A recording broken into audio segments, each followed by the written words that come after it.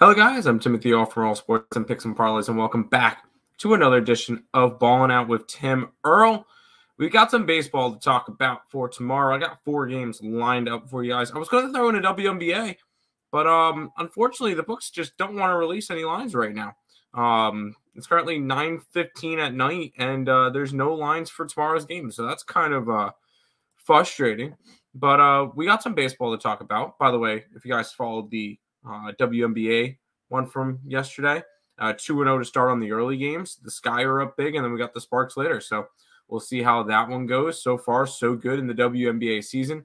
MLB has kind of been a little bit rocky lately, but hopefully we get back on it. We're still profitable this year.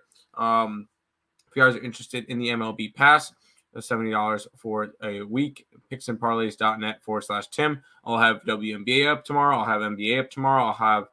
We'll have NHL up tomorrow, MLB up tomorrow. Lots of sports, EPL, MLS, both of those have decent sized slates tomorrow too. Lots of stuff over at Earle Sports Bets tomorrow. It's going to be a big card. Jump on a pass. Let's go ahead and jump into the slate. We'll go ahead and look at the Orioles and the Blue Jays to start it off. The Blue Jays minus 155 with a total of 9 and a hook. And I'm just going to rip the over.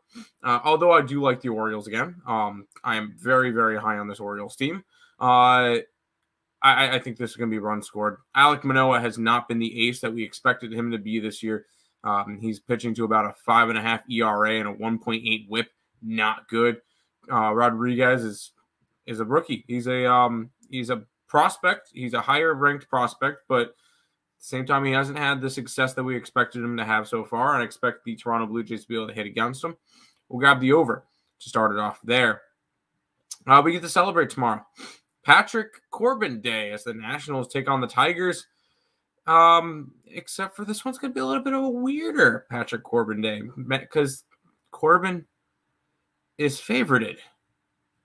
Yeah, so we're going to go ahead and take Patrick Corbin. That's weird. It's not weird. Washington's at home. It makes sense. And let's also think Patrick Corbin hasn't been bad. He hasn't been. 2 earned runs in this 2 runs in each of his last 3 starts. He's allowed 3 or less in his last 5, or 2 or 3 in his last 6 games. He's actually not pitching too bad, and the Nationals are winning some of the games. They've won 2 out of the last 3 that he's pitched. And tonight's game was kind of a blowout between Detroit and Washington. I think it's a little bit of a bounce back spot for the Nationals. We'll take them on the money line. We'll go over to this game, which is the Oakland Athletics and the Houston Astros. And yeah, you guys probably see it and already know where we're going. Although there will probably be a minus 300 play or my fade minus 300 play. I like the over in this game. I know it's the A's. I know they're not going over tonight. It's like 1-1 in the 5th or something like that. They're not going to go over in that game. But I think this is – I'm just going to keep following it. They're 6-4 to the over the last 10.